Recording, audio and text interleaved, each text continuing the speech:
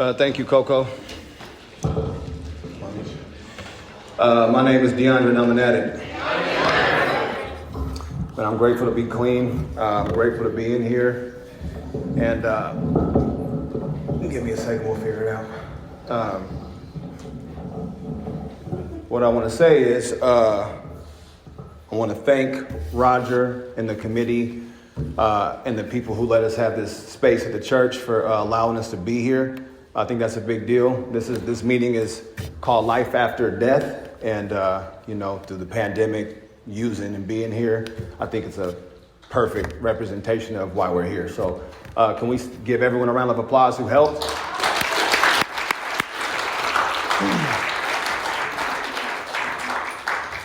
So, and more importantly, man, special welcome to anybody new to Narcotics Anonymous. If you are new, I promise you are onto something big. When I got here, this shit didn't make sense. I remember hearing them telling me the same thing. And I just was like, they're full of shit. So if you're new, please stay till this makes sense. What I want to say is Narcotics Anonymous makes more sense to me now than it ever has. And I need Narcotics Anonymous more now than I ever have. And that didn't make sense when I first got here. When I was new, it made sense then, and it's true now, right? Which is kind of a paradox. But so my clean date is August 14, 2015. Thank you. I have a sponsor, Work the Steps, been of service, all the shit you hear in the meeting of Narcotics Anonymous. What I want to say is I'm going to say a lot of shit up here, and what I can tell you is the most important thing I'm going to say is that Narcotics Anonymous works.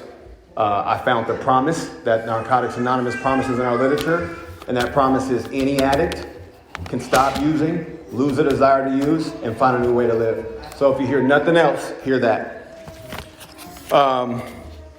So one of those things, that can be controversial.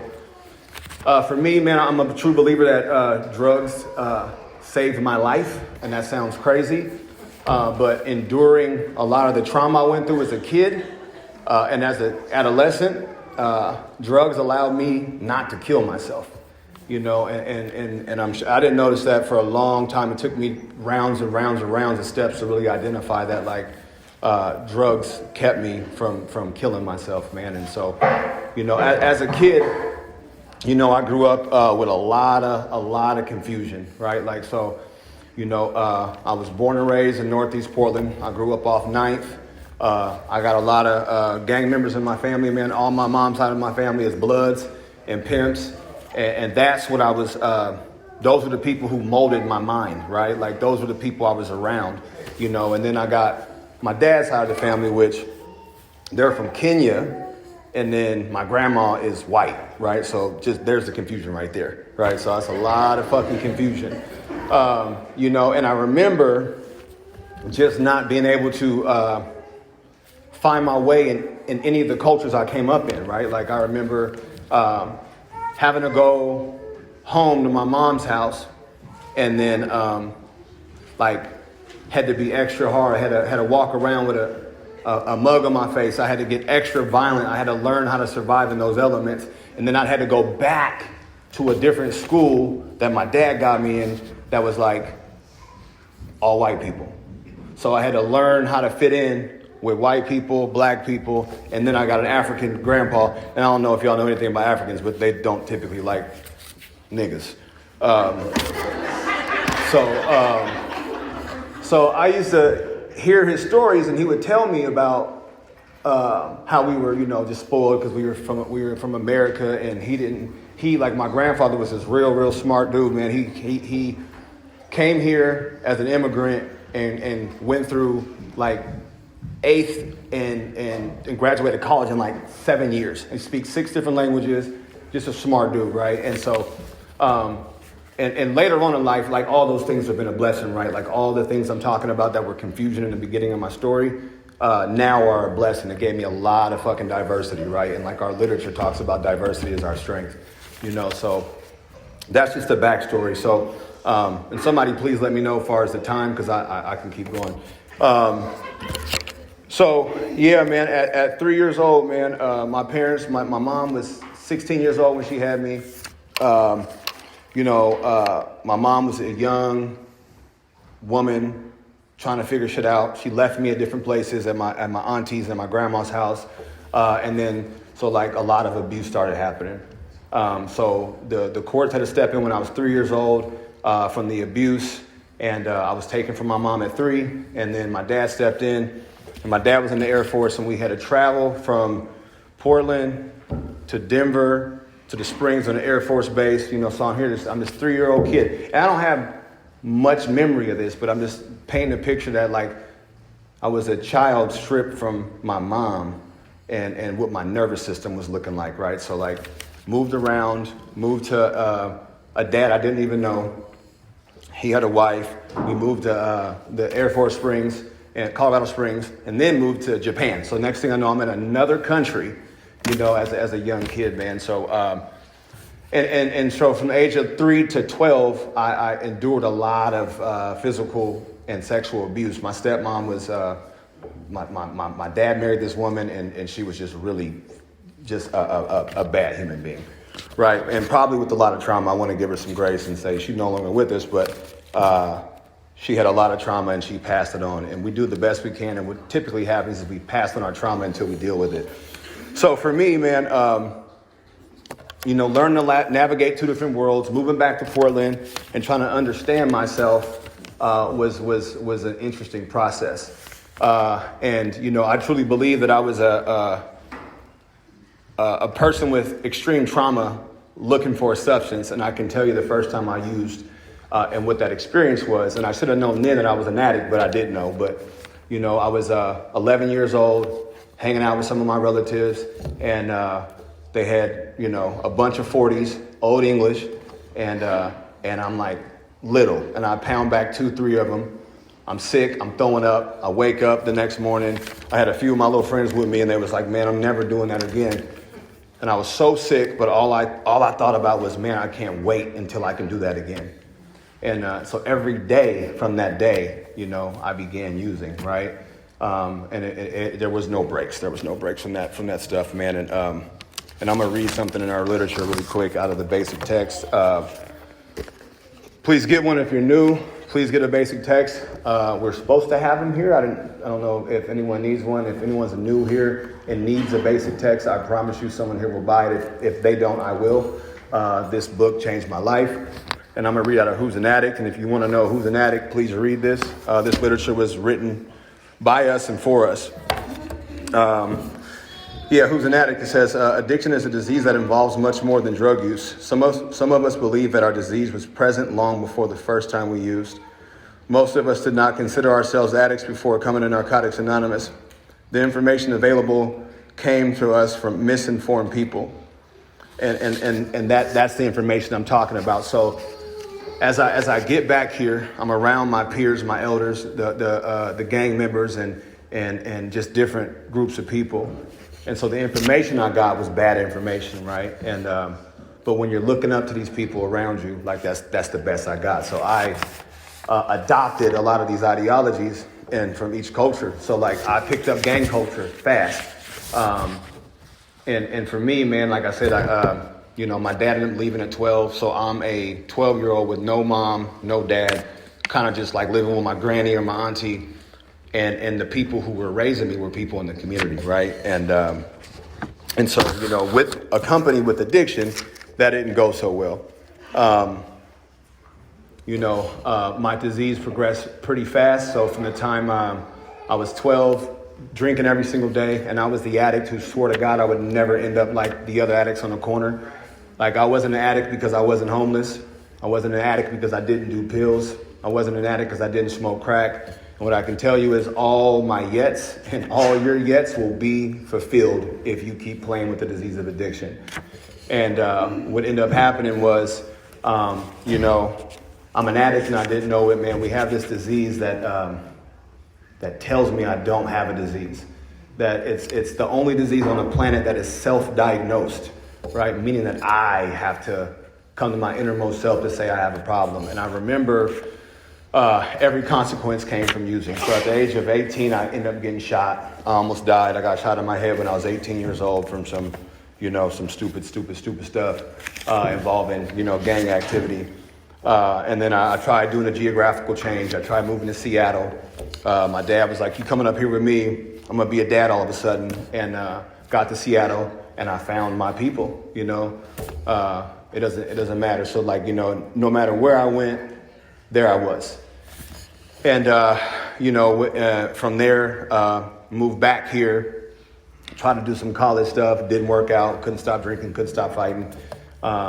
Moved to Denver, met a girl, had these 3 beautiful babies with good intentions. And no matter what I did, I could not provide for them the way I wanted to. You know what I mean? So it was like, I'm losing everything. My life's falling apart. And yet I don't have a problem, right? So then it was like, I'm going to stop drinking clear liquor because I keep crashing the car. That's the solution. So I switched to darks. And then, it's a true story, I swear to God. And so I switched to dark liquor, got the same results. And I remember I used to compete, and do jiu-jitsu and martial arts, and I ended up breaking my arm. And I remember getting a prescription from the doctor, right? And the doctor gave me oxys. This is my first introduction to oxycontin. And they gave it to me, and I remember feeling like I could do anything. I could do anything, I could be anybody, and I was okay in my own skin. All the abuse I endured, all the negative talk that told me I wasn't shit, I wasn't going to be shit, and everything that ever happened to me I deserved went away, and I could be in my own skin. And so for me, it was my first false God experience where I was like, I feel really good in my own body. And I remember feeling like I'm in love. I want to do this shit every single day. And for a while, using was fun, man. A lot of people say that using wasn't fun for them. I don't know who the fuck y'all use with, but I had fun using, until it wasn't fun anymore. And when I wanted to stop using, I couldn't, and that's our literature talks about what makes an addict. It's like the moment I put something in my body, I can no longer control it. I can't stop. I don't care if it's weed. I don't care if it's liquor. I don't care if it's crack. I don't care if it's heroin. I go until I have no more, or until I'm arrested. Or I'm in a hospital bed, and that's my story. I've been in many jails. I'm the dad who abandoned his kids to keep getting high, with good intentions. I would go to jail. I was in a revolving door. Every time I would get arrested, I'd get on the jail phone and be like, when I get out this time, it's going to be different, I promise. I'm going to be a dad. I'm going to be a son. I'm going to do all these things. And every time I got out of jail, my feet always led me right back to the block, the dope house, wherever. And I remember being in jail and praying for the things that I bitch about today, right?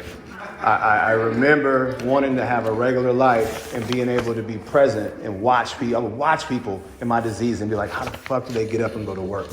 How the fuck do they parent without beating their kids? How do they, and I don't beat my kids, I promise. But how do they do that without using? How do you be a father without using? I didn't know any of those things. So, my identity was wrapped up in using. I was so afraid to get clean because who would I be without heroin? You know what I mean? And so that's my story. Got progressive. It went from pills, ran out of pills. They changed the pills from oxycontin to these pills you couldn't even sniff or do nothing with anymore. And everyone who laughed, that's all the heroin addicts. And I remember swearing to God I would never use heroin. And what I can tell you is when you get dope sick, there's a lot of things you will do. And one of them was, I met some cats from Chicago and they had said something about try this. It's the same thing. And it's actually going to save you money. And I remember saying, no, I'm not going to do it, man. And I remember coming back down here to visit and using heroin for the first time. And at that point, it was like, man, I hid everything from everybody. I was embarrassed. I knew I had crossed a line that there was no return from, for sure. So that was years of just using heroin, having these babies, abandoning these children, homeless on the streets of downtown Portland. And those are the last days of my using. And, the last days of my using, I'll just sum it up real quick. Our literature talks about it. Like, we keep telling ourselves we can handle it. Our misconceptions about the nature of addiction include visions of violent street crimes, dirty needles, and jails. When our addiction was treated as a moral deficiency, we became rebellious. Like, I remember anytime anybody tried to offer help or say there was a problem, I became rebellious. The last thing I wanted to be around was anybody who was doing the right thing. So I had to surround myself with dope fiends who were doing worse than me so I could tell them they should get clean, And that was the world I lived in, man, and my world shrank. And I remember getting to a point where it was like, I'm okay, I'm ready to die. And I was begging for death. And I tried to die many times, and God had a different plan, and thank God for that. I was downtown Portland, man. I haven't seen my aunt in 5 years. And this is my first, like I always knew God was in my life. I just never could identify it. Or if I did, I just didn't want to see it. And, and God showed up in the middle of my using. And that's how powerful God is. And I just remember being downtown Portland, trying to go in the bathroom to get high. And I have an aunt who I haven't seen in 5 or 6 years. She's never seen me on drugs. And she's walking in the Greyhound because she thinks that my grandmother got off a Greyhound and came into town. But my grandmother was at the airport. So as I'm walking out of the Greyhound station, she's walking in and my head is down because I don't know if you use like me, I was always shameful. So I kept my head down and I could find something on the ground too. And so I bumped right into this lady, boom. And I'm like, look up and it's my auntie. And I'm like, Aunt Rita. And I'm looking and I'm like, what's up? Good to see you. And she just looks at me and she just starts bawling her eyes out. And there was this experience that I never experienced before. It was like, for the first time, like I could see me for where I truly was. It was like we switched bodies and I was looking at me through her eyes. And I just remember being like, oh my God. And, I don't claim to be a tough guy, but I was not a person to sit there and cry. I'm on a block with everyone I know. And through that experience, I just broke down crying and in the fetal position on right in front of the Greyhound station. And I remember her saying, hey, do you want to get some help? And I said, sure, I want to do something different. And if I don't do something different, I'm going to kill myself. So she was like, okay, cool. I'll be back down here tomorrow and we're going to get you to treatment. I'm only in town for a few days. I'm like, okay, cool. So she came back down and I also used until I didn't have shoes. I always lost my fucking shoes somehow. And so I didn't have any shoes. So she came back down and gave me a pair of shoes. And I remember being like, okay, cool. I can get some drugs with these. And I traded those shoes for drugs. And by the next morning, she came looking for me and I was across town. You know what I mean? I had re-upped, I had some money now and I'm a dope fiend, so I'm moving. And I got across town and I remember looking at my watch thinking like, damn, I was supposed to meet her at 8 o'clock and it's noon and she's leaving town. Fuck it, whatever, I'll see her when I see her, And I'm a few miles away. I'm not where I'm supposed to be at. I'm trying to get high. She had stopped in a restaurant and she went outside to smoke. And I turned the corner and hit her again. And she grabbed me and said, get in the car. Like, you're not going nowhere, get in the car. And she took me to the Red Line Hotel. That's the last place I ever used. That's why packing was always important for me. Because, when I got here, I was like, wow, this is where I used that last. I remember we went in this hotel room. I went in the bathroom. And when I say the drug stopped working, I could describe it. It wasn't that I wasn't high. It was that no matter how much dope I put in my body, it didn't shut that voice up anymore. That voice was loud. It was like, you're not shit. You're still using. Look at your life. You should kill yourself.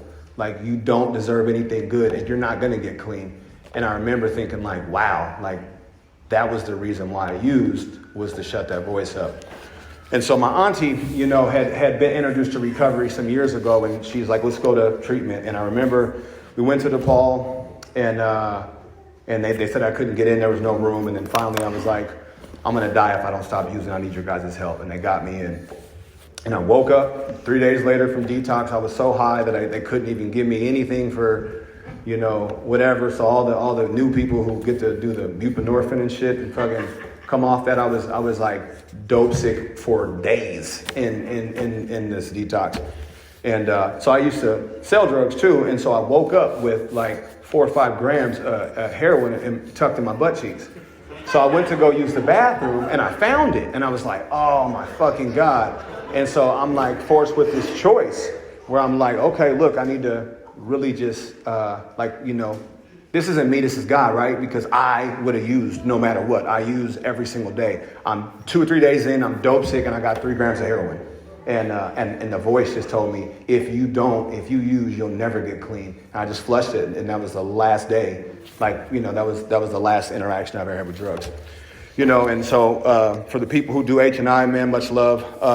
H&I came into DePaul, and treatment gave me enough time to get away from my drug of choice, but it didn't give me recovery.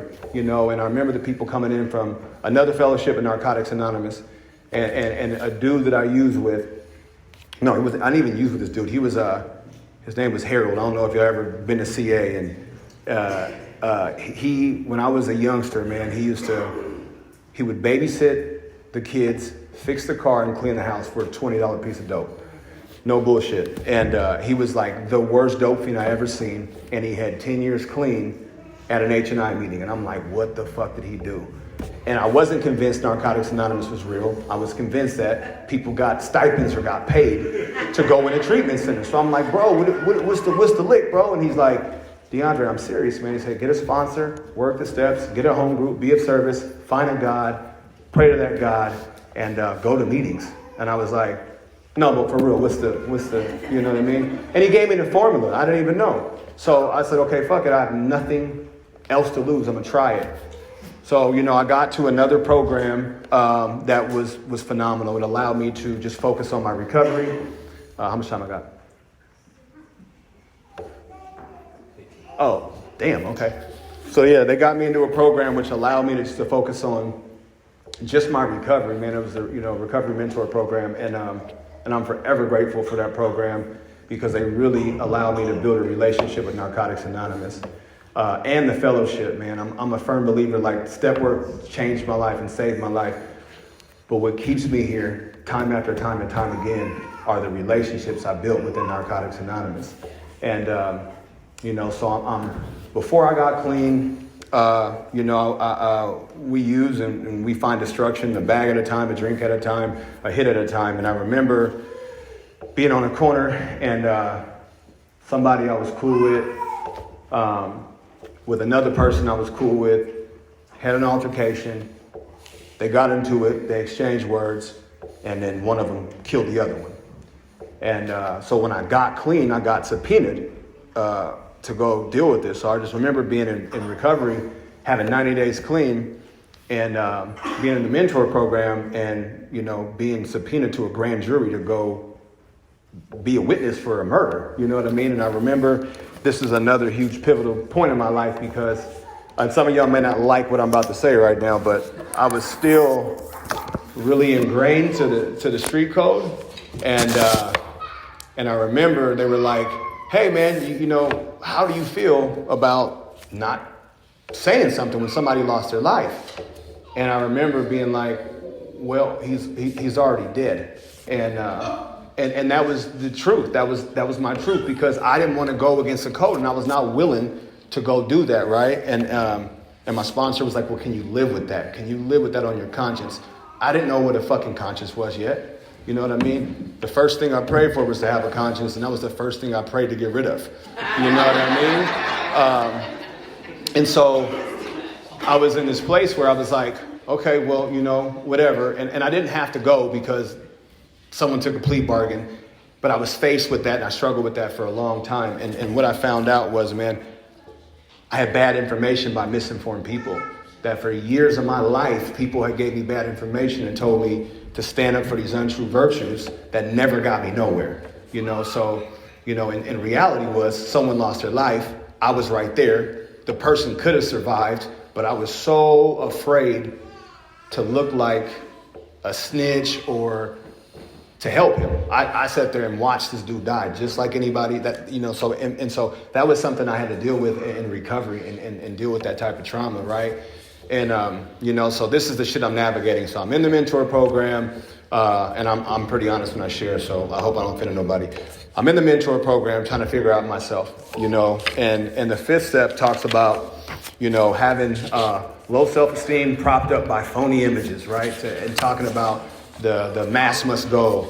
And I didn't know what the exact nature of my wrongs were, right? So I was clean, and since I wasn't doing drugs, I thought, well, I can do girls. And so that was a part of my story, was I was seeking attention, seeking validation. And really it looked like I was like secure, right? But in actuality, the exact nature of my wrong was I was really insecure. I was afraid to be alone. I was afraid to be left because my mother had left me. And the more women I had access to, the safer I felt, right? And that's only through step work that I've been able to acknowledge stuff like that. So in that time, I'm doing all this shit, and I'm trying to fill this God-sized hole with everything but step work, you know? And then eventually, you know, I got busy doing steps, and I had these kids that I hadn't seen in some years, right? And I remember getting to my 8th and 9th step, and I'm entitled, right? Because I'm like 6 months clean. No, 90 days clean. And I'm like, hey, I want to see my kids. They're my fucking kids. And she's like, not even answering my phone call. You know what I mean? So my sponsor is like, man, you get to make amends. And part of your amends is you get to call every week. And if she hangs the phone up, doesn't answer, you get to call again next week. And so for 9 months, I called week after week after week after week. I stayed in position. I kept being of service. I kept doing all the right things. I trusted God even when I didn't. And then on the 9th month, she answered the phone and said, fuck you, why are you calling? Click. And it was the best fuck you, why are you calling? It was progress. She picked up the phone. So I was like, good, you know what I mean? And it's I don't find it no coincidence that the committee asked me and Sarah to speak, you know, because Sarah's a part of that story. When I was new, Sarah took me with her a lot of places, and we kicked it and we listened to music, and she had years clean. So when I got a chance to see my kids for the first time, she didn't want me seeing them alone and by myself, you know what I mean? And I could have taken offense to that, but the reality is I'd fucked them over for so long that like I had to earn back that trust. So I called Sarah, and Sarah went with me to see my kids for the first time. And I will always love them for that. I will. I got back in my kids' life. I started to become the weekend dad, started to get employment. I had these fucking warrants in Denver because I left. I got released from penitentiary, took off and left. And they weren't going to extradite me, but I couldn't get a job without it. Like I was working at CCC as a on-call janitor, and with all these hopes and dreams. And I was like, I'm not fucking taking care of that warrant in Denver because I'm not going back there and turning myself in. And my sponsor was like, hey man, you know, the 9th step's also about making amends to institutions. And I'm like, I'm getting a new fucking sponsor. I'm not doing that. And I really sat on that for a few weeks. And thank God I had a man who knew what the fuck he was talking about, man. And, you know, I wasn't looking for a man that I could relate to. I was looking for a man in recovery who could do some shit that I didn't know how to do. You know, I wasn't looking for the coolest motherfucking Narcotics Anonymous to be my sponsor.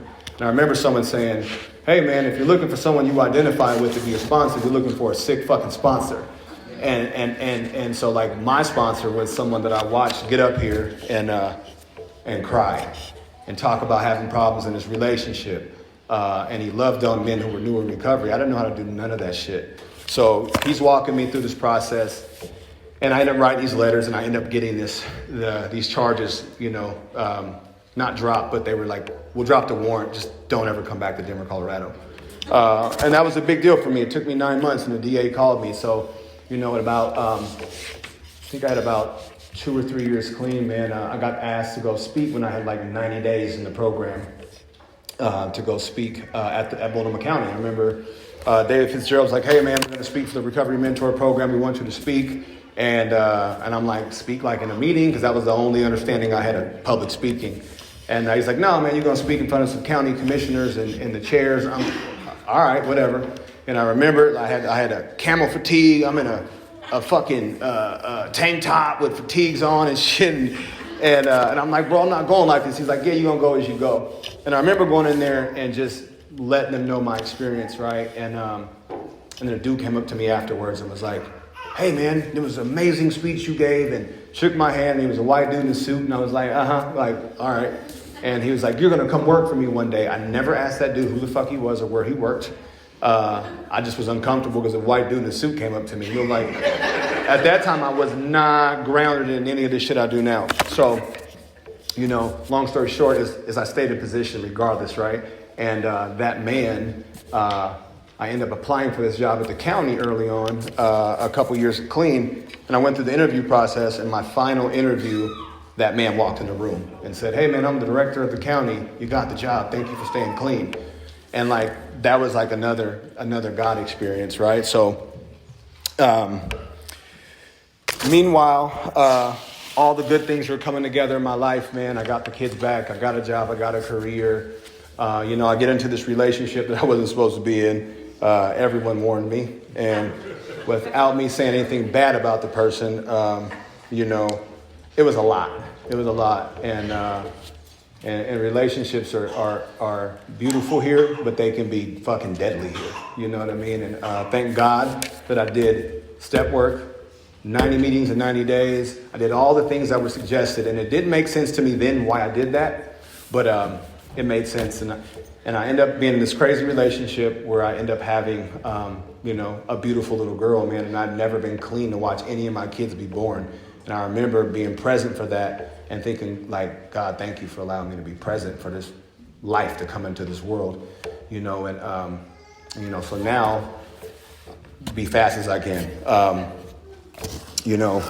We never know what's coming for us in Narcotics Anonymous or in life. And what I can tell you is, man, you never know who's watching you. And my kid's mom, after me getting those kids back for the weekend over some time, when I had 4 years clean, man, I became a homeowner. I bought a house and thought I was going to do some cool shit. And I was like, hey, this is going to be the party house. Like, we're going to have people over every weekend. And we're just going to throw parties at my house. You know what I mean? I bought a 4-bedroom house. I'm like, the kids will be here on the weekends, but like, we'll figure some shit out. And I planned for people to move in. And then God said, no, we're not doing none of that. And my kid's mom had said, hey, I've been watching what's been going on. And she had some curiosity about what have you been doing? Like, you have really changed. Like, it's no longer a gimmick to her. She's watching. And I was going to her house and I was picking up the girls and seeing pill bottles and alcohol. And I'm like, all right, cool. Get in the car. We're going to a meeting. And I remember taking her to her first meeting. Then I remember going to pick up Sharm. And I was like, Sharm, I need you to come meet my kid's mom, because I built these healthy relationships with women in Narcotics Anonymous. And I know that I couldn't, help her the way another woman could. And what's cool is that's her best friend today. And Sharm showed up and was able to talk to her. And then she said, hey, tomorrow I'm going into treatment. And I was like, okay, outpatient? She's like, no, I'm going into inpatient treatment. I'm like, you can't fucking do that. Like, I'm not ready to be a full-time dad. You can't drop these fucking kids off here. And she dropped them kids off on my doorstep. And they've been there ever since. And they've been the biggest blessing of my life. They have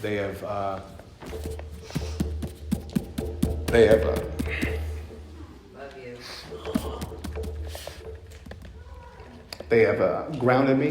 They have saved me from myself. They've allowed me to push to a deeper place in me. They've opened me up to just like giving them something that I never had. As a consistent parent and someone who tells them they love them. And, I kiss my kids goodnight every night. I tuck them in. And I also yell and cuss at them too.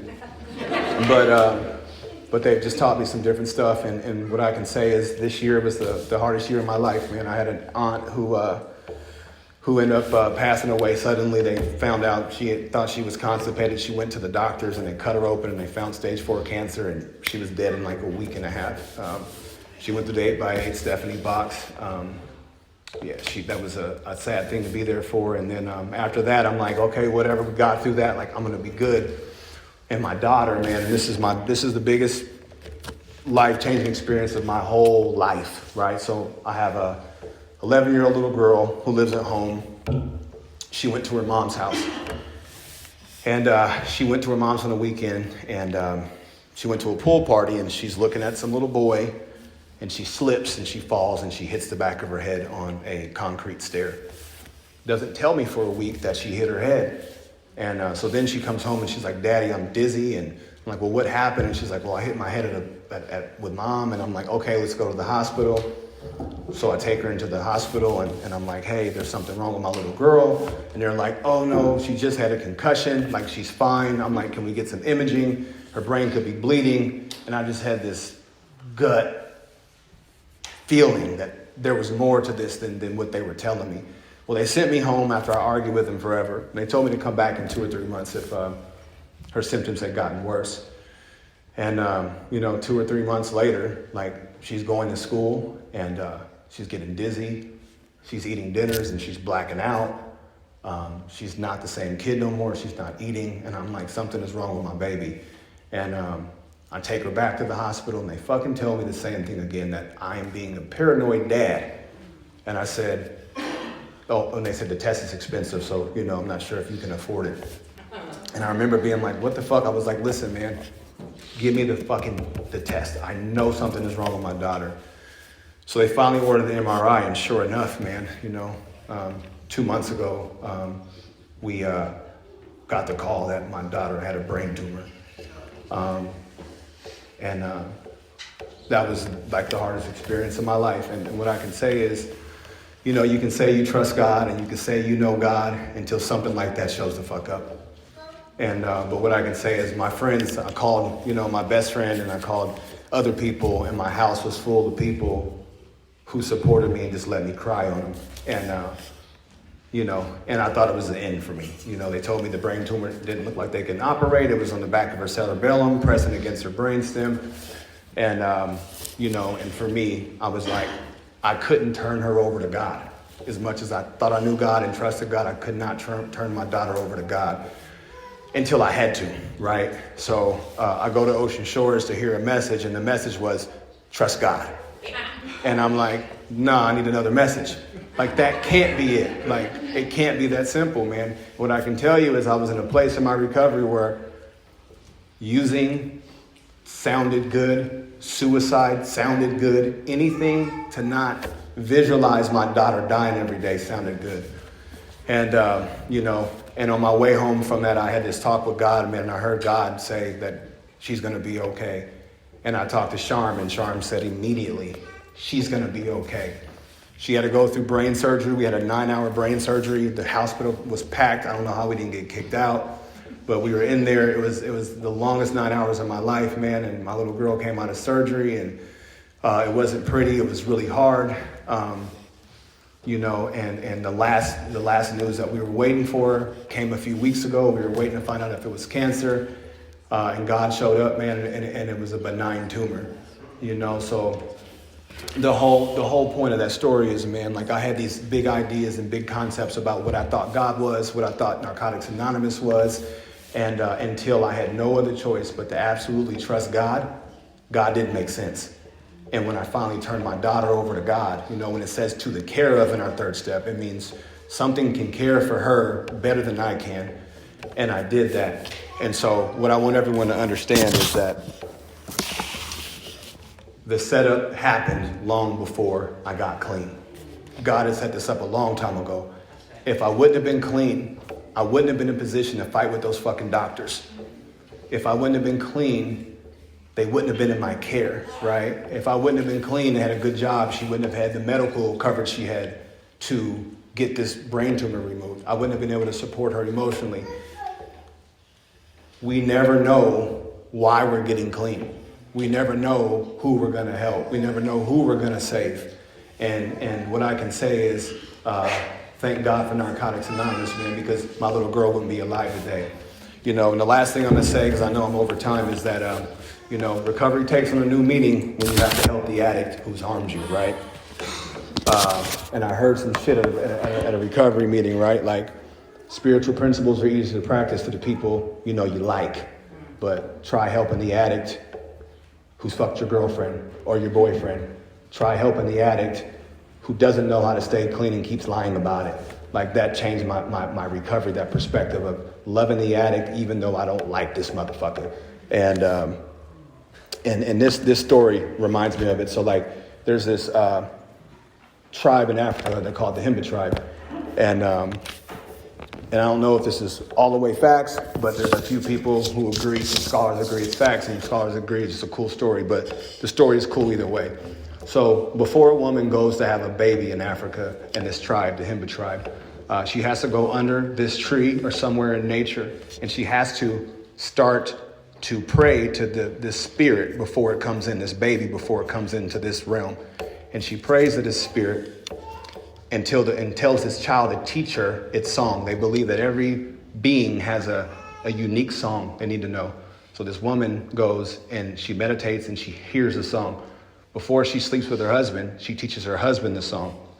When she's pregnant, she teaches the village the song. So when the baby is born, they sing the song to the baby. They teach this baby this song. So anytime this child, they don't discipline. So anytime this child loses his way in life, anytime that they die or anything, they sing the song to the child to remind them who they really are in spirit. And I believe that's what our jobs are here in Narcotics Anonymous, man, is to sing each other's song and let us know who we are in spirit. And I love you guys. Thank you for doing that for me.